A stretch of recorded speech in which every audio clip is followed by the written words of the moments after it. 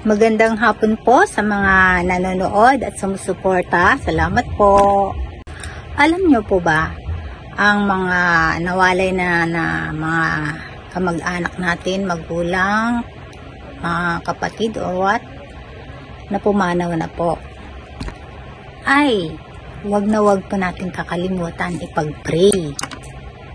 Lalo na po pagka-piyesta ng patay, kailangan po maalala natin sila. O kaya sa araw ng kamatayan nila, o kaya sa birthday nila po.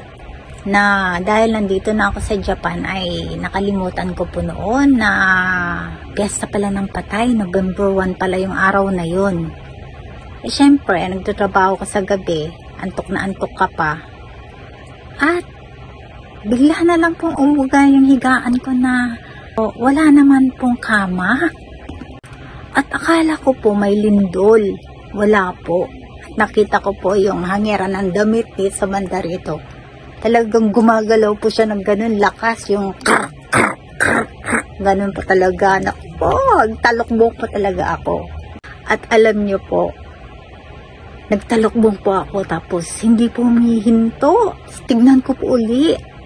Gumagalaw po talaga yung lugar lang na yun at yung mga hanger po nagtutunugan po.